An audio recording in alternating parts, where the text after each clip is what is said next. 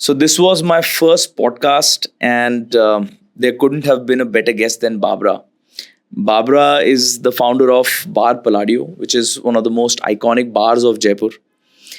In this podcast, I've tried to understand how to run a successful restaurant or a bar business, and I hope I give you guys some value in this episode. Enjoy watching.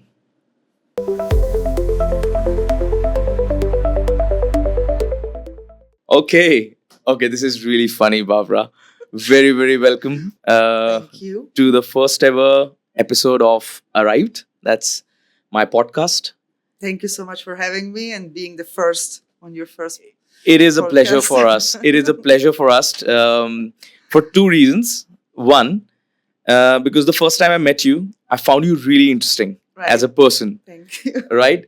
And the second thing, you own a bar. So I have to call you on my podcast to maybe get some favors afterwards. No problem. Yeah. No, it is a pleasure, absolute pleasure. Um, let's get started. So, how's life? What's going on? What's happening now these days? What are you doing? What are you up to?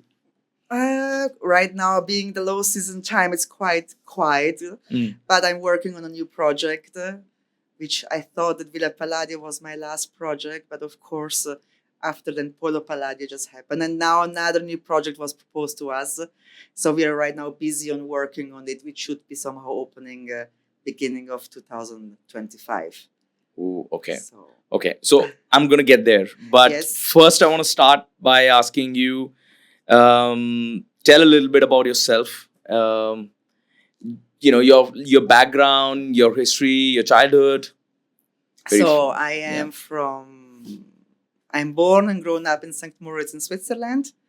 And I have done as a base studies hotel management school. And then I lived for a big part of my life before moving to India in Asolo, which is province of Treviso, very close to Venice, because I was married and I Mm. lived there with my ex-husband Yeah. as today. And I worked there also with one of very famous hotel brand, which is called Cipriani. And so that was my big part of at least 15 years living in that region of Venice. And then I moved in 2005. So in 2005, I took a decision. I wanted to have a change in my life. I wanted something new. So I said, okay, let's stop everything. Let's close house and all, and let's travel for 1 year. Okay. So, and then somehow, strangely, India was never one of my top destinations, Wow. as a lots of friends of mine are having that as a childhood dream. As India, mine was never that. I Yeah. used always to travel much more towards to Africa, but because I love the desert, and somehow my starting of the trip was in the month of February of 2005. And if I would have gone to Africa, I would have gone towards a monsoon time. So somehow I said, okay, which other destination would I like to go on? And I saw a magazine which was called Marie Claire Maison, and they were having an article about Jaisalmer. Mhm. And a woman, I don't remember exactly what she did, somehow several days traveling towards to Rajasthan with a white ambassador. And I said, oh, why? That could be really interesting to start my trip in Rajasthan and in Gujarat. So somehow then I started to get contact, and then I found an agency in Jodhpur, which somehow organized for me 2 months, more or less, between Rajasthan and Gujarat, with a white ambassador to exactly re-experience what I saw on this magazine Okay. in France. And so that's why then I ended in India. So I've traveled then afterwards also towards to Bombay, and I did also a retreat of meditation also in Varanasi. But then what happened is that in Jaisalmer, which was actually the part of the magazine which I was really attracted, I met somebody which then I followed in love with this Mm. person. So then instead of just being 2 months in India, Mm. I ended up to stay 8 months in India. Okay. So that it became 8 months and the rest months in Africa. And because I was in love, made me then say, okay, I want to come back after my first sabbatical year, and I said, Yeah. okay, let's go back. So I lived for a more than 1.5 years in Jaisalmer. But then because I started to decide, okay, I need now to earn how to earn money here and all, I said, okay, Jaipur was the right place to start a business. And because And which year was this? I'm sorry, interrupting. 2005. 2005. 2005, I came to India, Yeah. and then I started somehow to be there for 1.5 years. So 2007, let's say between 6 and 7. Yeah. I said, okay, let's find now another way to sustain myself living in India. And so I forgot to tell you, besides of my background, which is hotel management school, so I've worked for several. Besides of the Cipriani group, I worked also for other big hotels. But there was a last part of my time being in India, the last 5 years, which I worked also for fashion companies. So I was working for more the communication side for big brands. Like it was a consultancy company. We were kind of giving consultancies roles to Emporio Armani, La Pera, so all big fashion brands. Okay. So when I decided, okay, what should I do in Jaipur? I contacted those companies, asking them if they would not need a development of their products to be done in Jaipur. So that was absolutely not my background, the production side. But as I'm a very determined person, I said, okay, they said, yes, why not try to develop specific accessories, which we are going to give you the instructions and all. And which brand was this? That was Emporio Armani. Okay. And what did you develop? We developed several accessories. Like what kind? With accessories, because their main collection that they were already producing in the past was beach collection. So the bags that we somehow developed was purely done a lot in cotton and canvas. And then we developed also a line which was done in Hampi with natural fibers. So I said, okay, why not? I try, and it worked out. So I worked with several suppliers at the beginning, and they became somehow bigger as a business. And once I could see that other companies were asking my help, and then I said, okay, why I don't open myself a factory?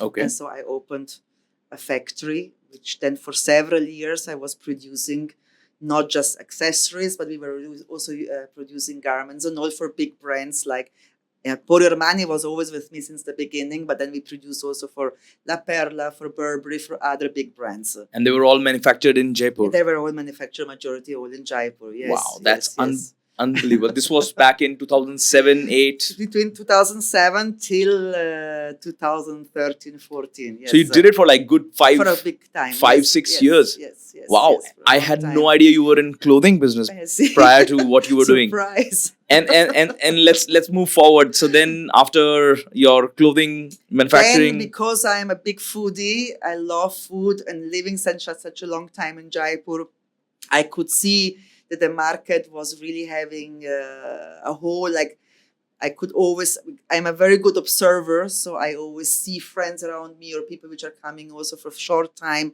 what they actually were missing. So I could always hear that they were missing to have a drink, besides of going to the 5-star hotels somewhere else, which was anyway beautiful as a building, but there was actually nothing like that. So then I was missing my own food, which is Italian food.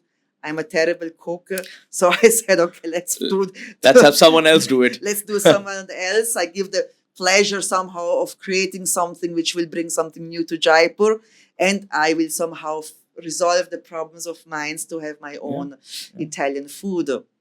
And somehow for me was very important to find the right location, which was a little bit tricky at the beginning. And then I thought, okay, why not Naranivas? Because it was having a very beautiful garden. Because once you live here for a certain times, you start to miss specific things. True. So I was missing to have a place besides of going to have a drink in a big hotel and being somehow also in a garden environment. Right. So then I spoke to some friends of mine and I asked them, what do you think about Naranivas? They all told me, I don't think so that he will be interesting, or he will give to you the space. And then I said, listen, the only thing I can do, I will go and ask. Either it's yes or either it's no. So I took the chance, and luck was on my side, and Mr. Mansin Kanota decided yes.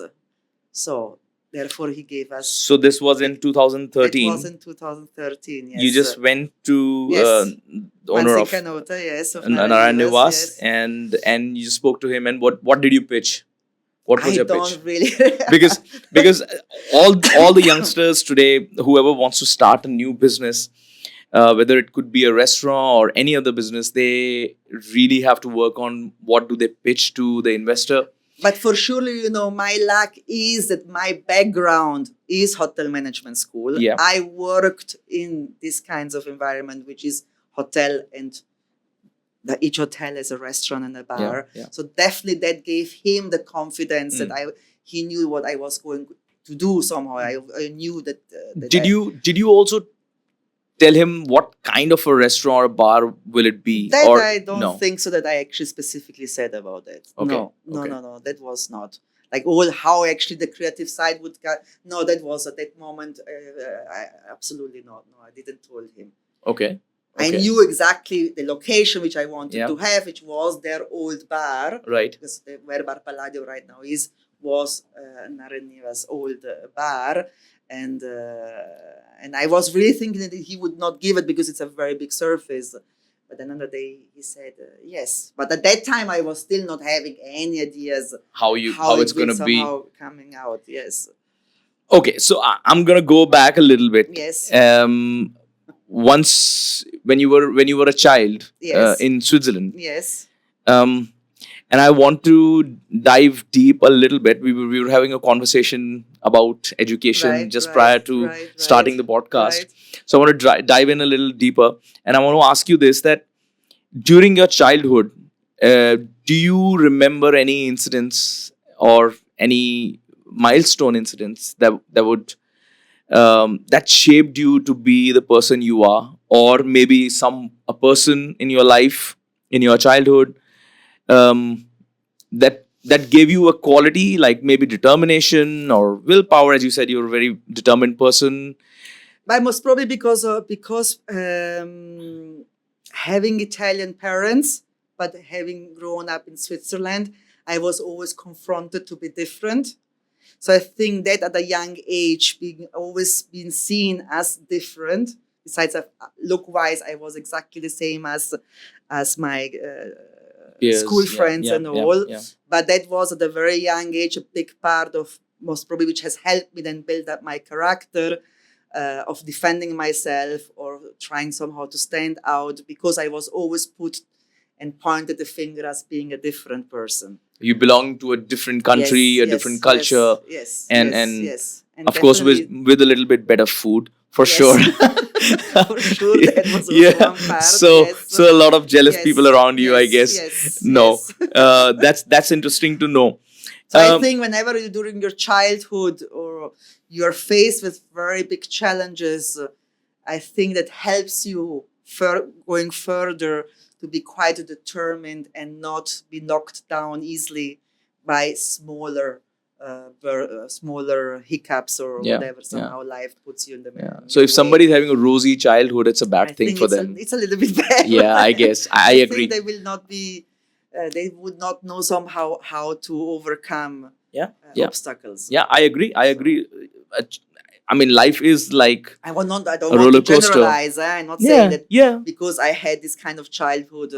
And then I think there are many other elements. But if you talk about yourself in your life, it did make a difference. And that's good to know, because for me, seeing you as a foreign national in 2005, coming to India and that to Jaipur and making a life from scratch is a big deal, because I have so many people I know who are born and brought up in Jaipur, and they have a tough time, So you coming in from a completely different background, well, from literally another world. But that's why I think, because I always had to confront myself to be different, and that's why I think I always, for instance, I always wanted not to live in Europe. So I was always searching of a different culture where somehow again the same pattern would repeat,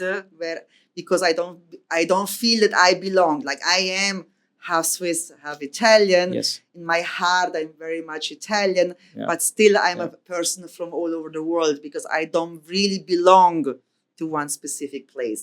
Because I always have been seen, not even, I was never Swiss and I was never Italian. So Wow. you are always never belonging either to one or to the other one. And I've seen this pattern with other friends of mine which are having the same dynamics like mine. For instance, there are maybe mother French, father American, and then they're maybe living in England. So they always have the same, which I have. You don't really belong anywhere. You belong everywhere, but you Yeah. don't belong in a specific You're place. a citizen of the world, Yes. not yes. just one country. Yes. And that's And- why I think that helped really also for me creating businesses and somehow going through creating what I've created here in Jaipur, because I know how to adapt myself in any situation. Yeah. And with any culture or any different way of thinking of people around me. Because mostly people want to stay in their comfort zone. Yes. They're very happy and comfortable Yes. when they are with familiar people, Yes. in familiar areas, familiar food, Right. whatever. But the ones who grow are the ones who get out of that zone. Definitely. Yes. And you're an example of it. Barbara, let's move forward. Yes. 2005 till 2013 was the clothing business. Yes. 2013 you started off with Bar Palladio, Yes. which now is one of the top 30 bars as far as the latest ranking. It's number 29 in India. Right. How did someone running a clothing business in a different country start a bar in a place like Jaipur? And back in 2013, I mean, there weren't even so many people who used to go out Yes. compared to now. Yes. Yes. Yes. And It's changed. you create something that's iconic in terms of bars and restaurants in the city, in the state of Rajasthan, not just in the state but in the country. And like if somebody is coming to Jaipur, it's always on the top of the to-do list. I don't have a single friend or relative who would tell me that I don't have to go to Bar Palladio. Right. Everybody does. Everybody. What did you do? I don't think so that there is really that I visualize that Bar Palladio will be having that success as it has had.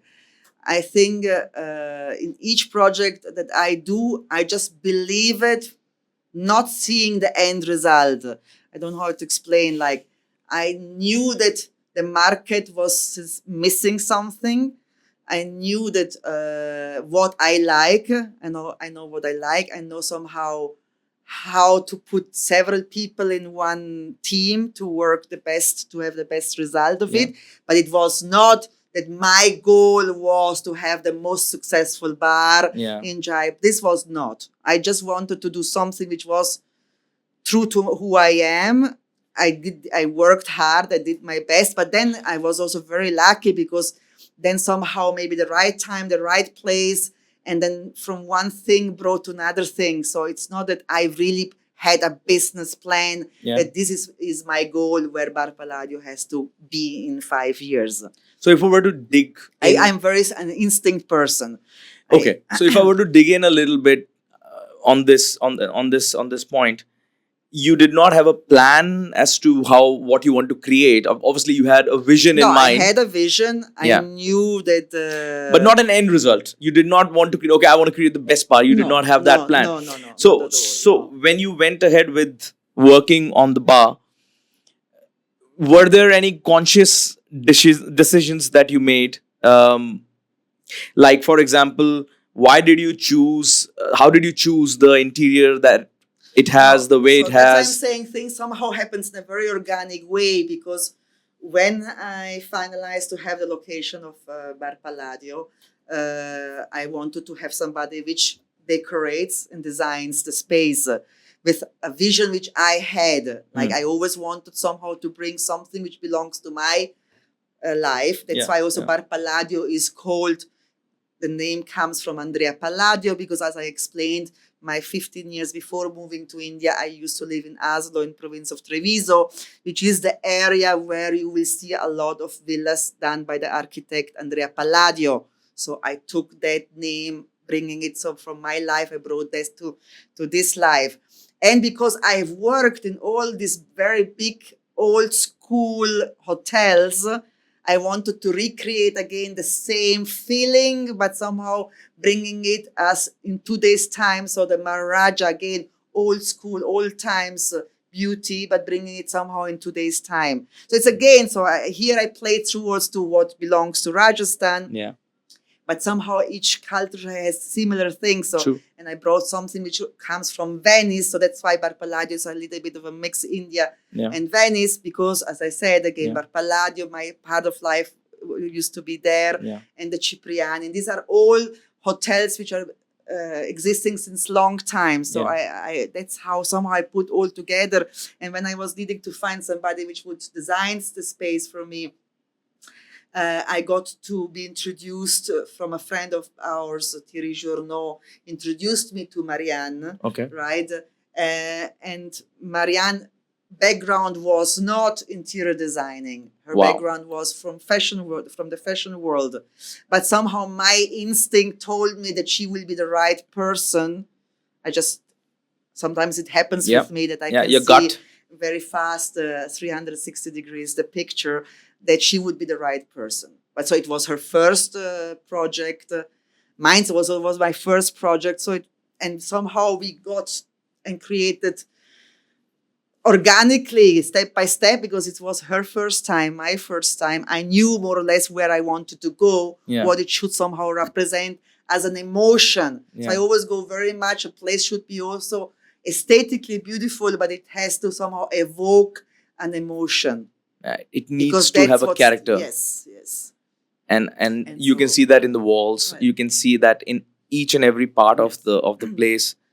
This is amazing. It's good to know, because most entrepreneurs today think from a very statistical point of view. I mean, obviously, you did find an opportunity. You did see an opportunity, but you also went through with your experiences and your emotions and your gut. For sure, I didn't do a business plan, because if I would do a business plan, you would not have opened one. I would have not opened for sure. One. For sure.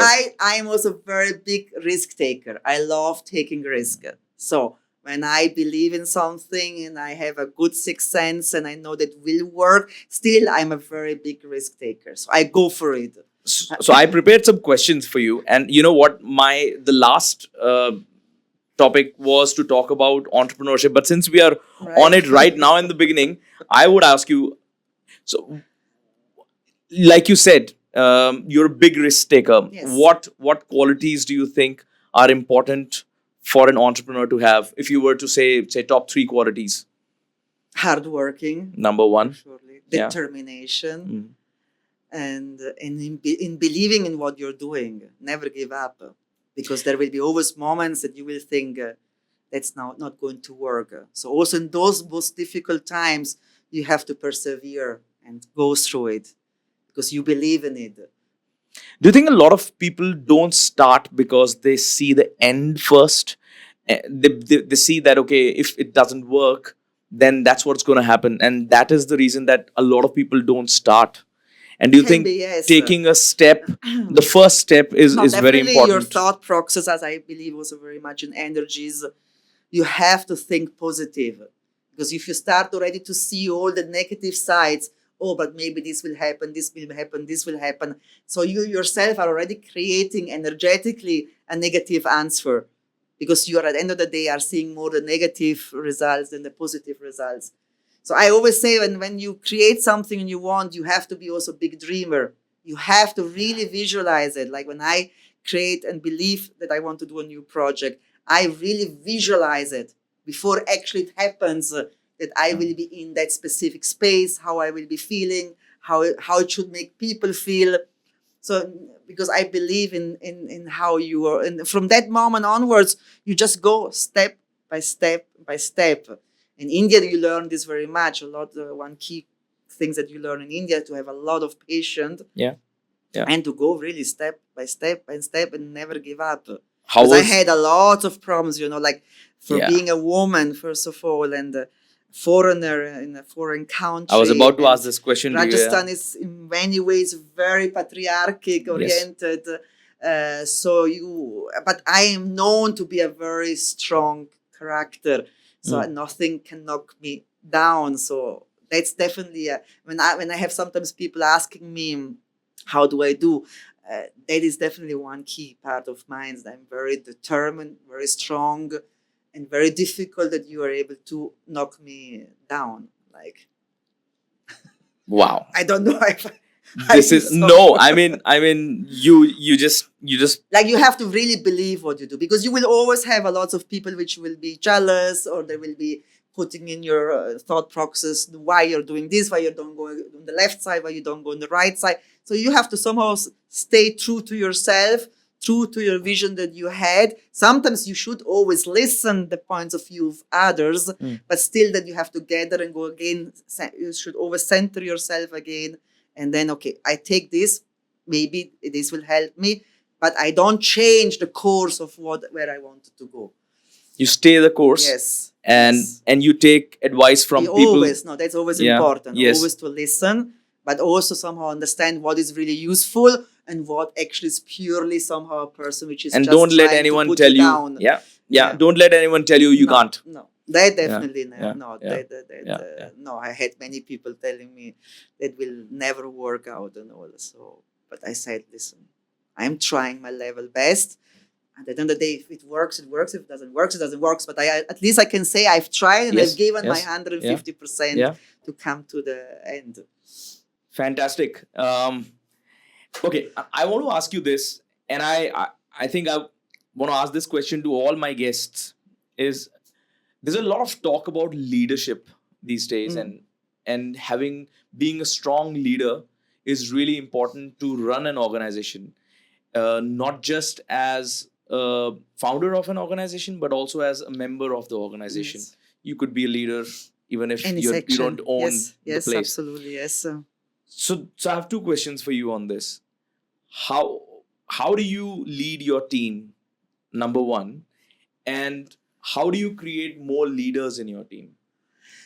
It's very interesting, this topic, because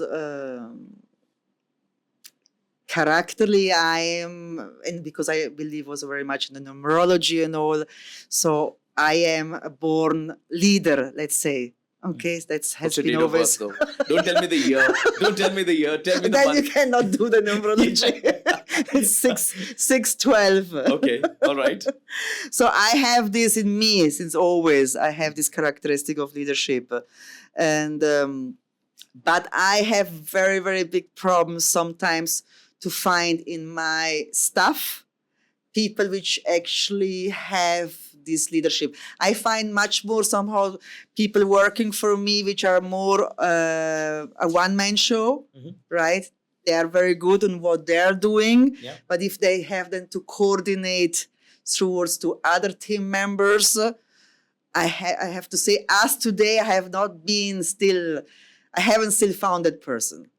Therefore, what means that I have to constantly be the leader in all of my sections. Like, means that I have several responsible people which are taking care of specifically part in my businesses, but I don't see as today somebody which has these characteristics. Like maybe in the new generations in India or in Jaipur, it starts to be developed more to be ambitious. But otherwise, I find a lot of people which are with me also since very long time. They're very, very good in what they're doing, but they like to stay as they are. They don't want to. They want to have, of course, have a higher salary, but they don't want to work towards to that higher salary. So their higher salary becomes mainly related to for how many years somehow you're working in a company. But they don't want, like for me, I try also to be very, very philosophical with them, and I try to somehow make them understand the big pictures, how they should evolve in their own growth and all. I think 80% they're not getting it, and 20% maybe some of them are getting my points of view, because that's what I like always somehow not to be the one which points the finger, gets angry, makes them somehow follow our rules. I always want that each of them grows the best that they can do, so I give them always also examples of mine that I always explain them. I am a person which comes from the same background as you're right now working. Yeah. I have done the same. I'm not a person which has become an owner of the business, Yeah. born from that, like from a good family or whatsoever, and I've stepped in and I became immediately the owner of a business. So I've come from them like the same. I've started from zero and became now an owner of a business. So I always try to explain them that somehow, because I'm a foreigner, somehow my women, they somehow think that they cannot relate with me. So I always try to somehow give the example of my school time, my way of how I had to work, how I had to respond towards to my bosses and all, somehow to see if they're understanding that they have everything in their hands to be the best versions of themselves and become also the leader of several people which are working under their positions. But not always this happens. I don't know why this is. Okay, that maybe it's just purely my own example, like my own reality. This doesn't mean this is a general thing. But that makes me think. So, would you reward someone who takes a risk in your organization? Say you've set a course for your organization. You set an SOP for your employees, and there is somebody who wants to who thinks on their feet and maybe do something that's not ordinary. No, of course. No, I leave always a lot of freedom. Like, I'm not a person which will be on their head on a daily basis, and therefore they have to follow exactly what I perceive it has to be done. Yeah. I give them a big options. I tell them, this is my end result. Now, how you want to reach this end result, I can give you few examples. But now you think that you can reach that end result in a much different way. You're very open to do that. So some of them have, like, sometimes they're very good in speaking, but then in reality they don't reach that goal because in some way that there will be a complaint. I could not do this because of this person, or this is also very simple. It happens constantly. But this person, or it's always somehow an excuse. Either it was a person which didn't helped him to complete the task, or whatsoever. There's always an excuse. So I'm a person which doesn't like excuses. If I need to reach a goal, I will find a way. If I have to be depending on people which are working with me or not, I will find a way that I will get to that end result no matter what. But this I don't see always happening here. So that's a big challenge for me. So that I have to be constantly the leader in very small things every day with each of my department. This is amazing. I mean, even when you're speaking, even when you're talking, I can see that nobody can say no to you because you're so determined in what you want. And as a result, even if you say that you haven't found someone who's a leader yes. in your organization, you're still doing multiple businesses, running multiple businesses now. Yes. Right. So I think you're probably undermining yourself in that respect, that you couldn't create leaders, but I think you did, because if you did not, you would not be able to run other businesses. So how do you automate businesses then? Because if you're running a place like Bar Palladio, then how do you run a place like Villa Palladio? And then the latest one is Polo Palladio, right? So how do you do all of this simultaneously? Because I am a very pragmatic person, so my day works more or less always the same way. Like, I'm a person which wakes up at a specific time, does a specific things, does in the morning a specific task. So I do more or less every day. 80% of my days always a repeating of following the same system. Yeah. Then each day can have also a little bit of space of doing things which are unexpected or problems which are unexpected and all. But so doing so, I have the possibility to follow up several businesses because I'm very pragmatic. I work 6 days on 7 all the time. The only time if I don't do this is because I go for holidays. Otherwise, I do this all the time, and I always follow the same pattern. So that's the way that at least 80% I can have the control of more or less what's going on. But because somehow I'm very ambitious and more projects are coming my way, my struggle as, for instance, this summer, that's why I didn't went for holidays, because I want somehow that my team as a base is strong enough that they don't need constantly my supervisions or my telling to them where they're doing mistakes. Because more pieces as I'm creating now, as I said, one new is coming, I cannot divide myself then in two people. So you want to create systems Yes, that work yes, for you yes, rather than yes. people working for you. I try to do both. Yeah. The system is very required, and try my level best somehow to get the right people. Do you think it's a tough task hiring people? What do you think about hiring people? Very difficult. Yeah. What do you look for in a person when you're hiring them? I don't like when people are putting in the workspace their ego. So I always want, specifically if I hire somehow a person of a certain responsibility, let's say a manager and all, I will never accept that his excuses are related to ego issues. Like he has to be above of all these small things which happens always in a dynamic of a team.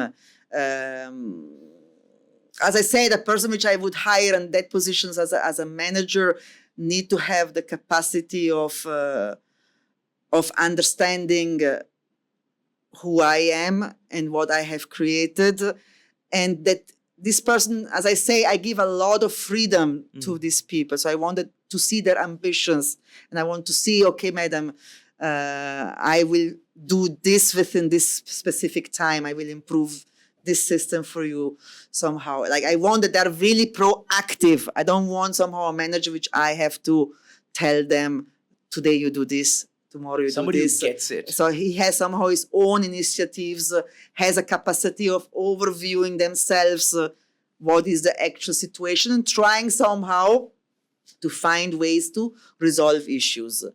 Yeah, and what? Sometimes this doesn't happen. They see the big problems, and they want to have a bigger solution. Yeah. That never happens. Like big problem, you have to try somehow step by step to see where you can somehow resolve that big issue. Also, if it's not in one go, but how slowly you can make this issue go away. Yeah. So this sometimes.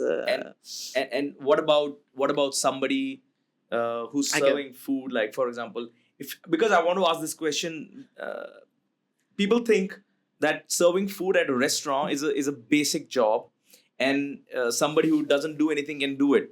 And a lot of people don't treat these people very nicely as well. So if you're hiring somebody, usually the most important thing is that they should be always, because I've created businesses related to customer service. So the customer is always, let's say, the right and the king. Yeah. So let's say a waiter has to be always somehow humble and kind. Like for me, that's very, very important. Yeah. He cannot become arrogant. Yes. Barbara, so we've talked about your life, and we've talked about the entrepreneurial aspect of you. I want to ask you a few questions. So if a young person is watching, or somebody who is interested in opening a restaurant or a bar in India is watching this, related to that, I wanted to ask you a few questions. So,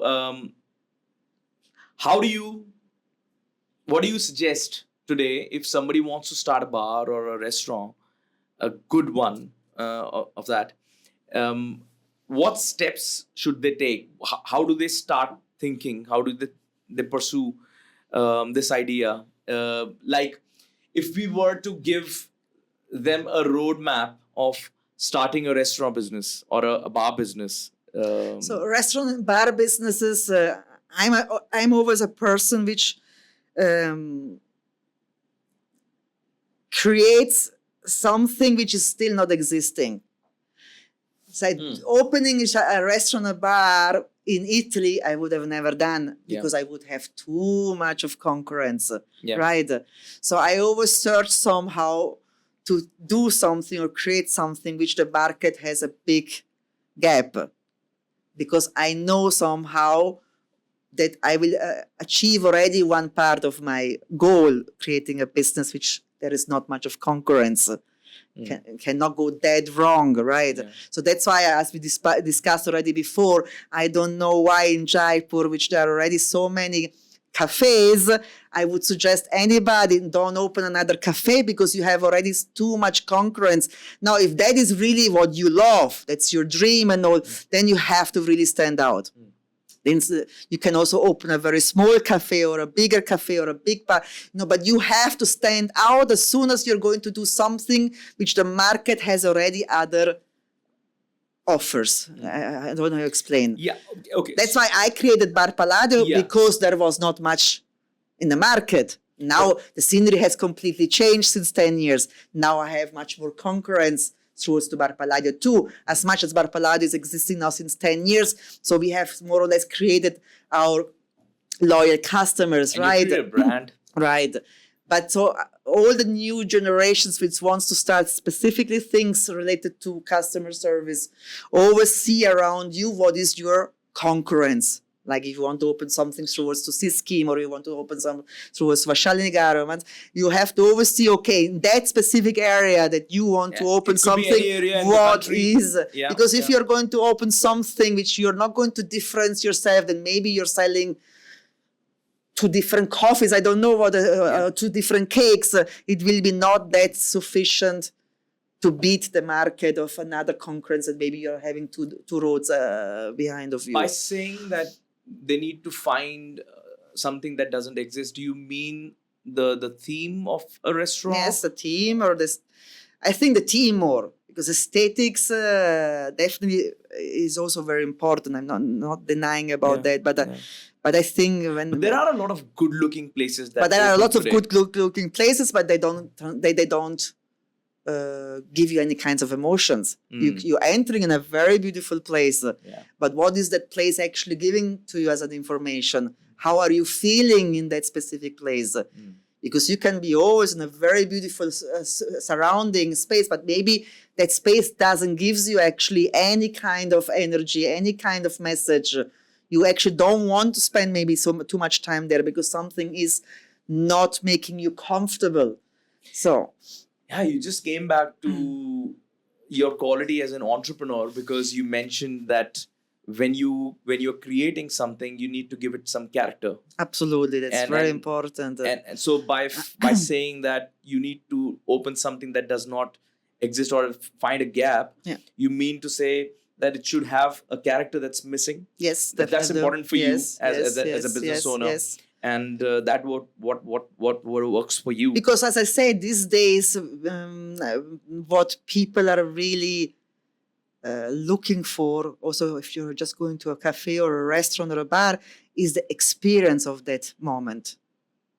That you will go back home and say, I had a really good time. Why do you have a good time? That you can put it that you were with friends, but the people wants to have an experience, a moment of your life that you have spent in a specific place, that you go back home and you say, I had really a good time. Now, how that defines a good time of each human being is different. But that's why I'm saying that's for me always important, what experience a person has in a specific place. So that's why the place can be beautiful aesthetically. I always believe a space has always to need to always have a story. If it belongs a story towards to you, or a story towards the city that you are, or a story, for me it's very important to tell a story because people wants to hear a story. That's why also if young people wants to create something, you have to think what is the story behind your vision, because people wants to know this. Because if there is no story, the client which will come to your place will not feel anything. It will feel it's a beautiful place. Maybe the food is very good and all, but you're not transmitting anything further. There is not a story that you're telling.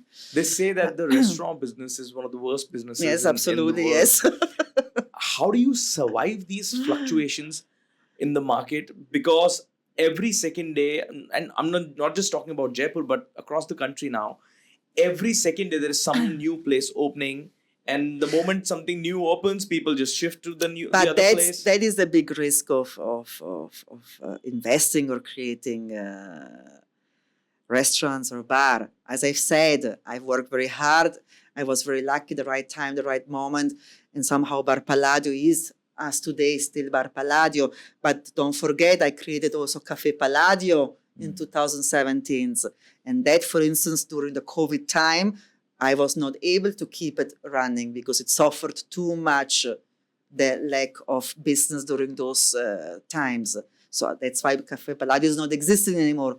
We closed it down. So that's what I'm saying. It can happen. And I was having Bar Palladio, and Cafe Palladio was also very appreciated in the market. But then it happens. That's life. Sometimes something moves further. Others. How do you deal with failures? How do you see that, failures? I think, is the biggest learning. It's a bigger. More you fail, more you learn, more you will reach your destination. I think that's important that you fail. It's important. That's why I think also children, sometimes parents are here somehow too protective towards to their child.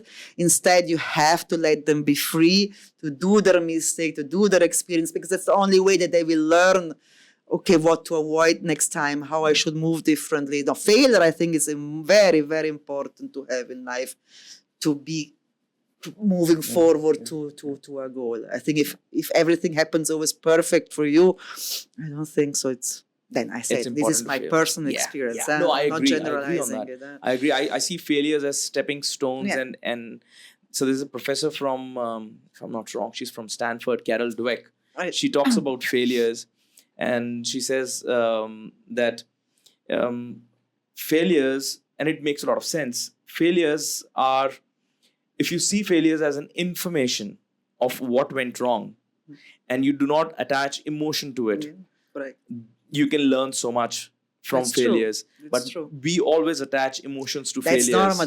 That's right. We are human beings. Yes. So it's always.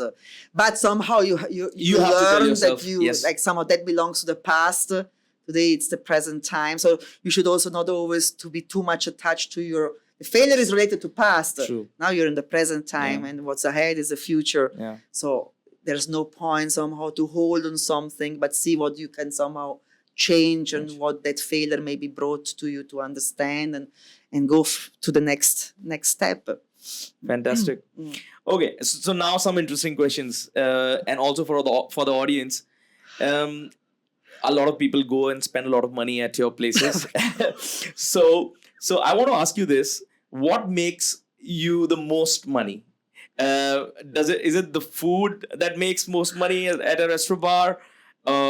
Drinks? What kind of drinks? Cocktails or? Let's say that at the beginning it was much more in percentage, more the alcohol than the food. But since the last, let's say 4 or 5 years, food and alcohol are 50-50. Oh, okay. Which usually in a bar, usually majority is always alcohol. Yeah. But Bar Palladio is not just purely a bar; it's also a restaurant. So that's why we are having somehow 50-50. If you were to divide, if you were to go in deeper in alcohol, what kind of alcohol makes more money? You have no idea about it. Okay, is it cocktails that make you more money, or is it just hard liquor? Definitely cocktails. Yes, it's the cocktails. Yes. That's obvious. That's obvious. Okay, so now I'm going to ask you. I repeat somehow, that is the most shocking thing. So, Bar Palladio opens in the evening. I'm not an evening person. Yeah, secondly, I'm not a drinker. Yeah, we haven't talked about that. You're a shy person. I drink, but very, very I maybe have one glass of wine time to time. Yeah. Or I love gin and tonics, yeah. but I'm not a big drinker. Like I don't go out. And you're also not a night person, are not you? At all. You're a not morning at all. person. Yes. So by the time your business is doing really well, at that time you're already asleep. Absolutely, yes. You are. Wow. Okay. So that's what I say. Systems run an organization, and that's how you're able to do multiple things at a time. Okay. Trying always. I don't say that I. No, I think you're doing a good job. I think you're doing a good job. Super, Barbara. If I'm starting a restaurant, I need to have a good menu. Yes. How does one decide that you have more items in your menu? Because we go to restaurants and we see some menus are really, really long. Yes. And some have very limited items on their menu. How do you So- decide that? I'm actually more of a person which doesn't likes long menus. I would be more of a person which likes smaller options of what you can choose.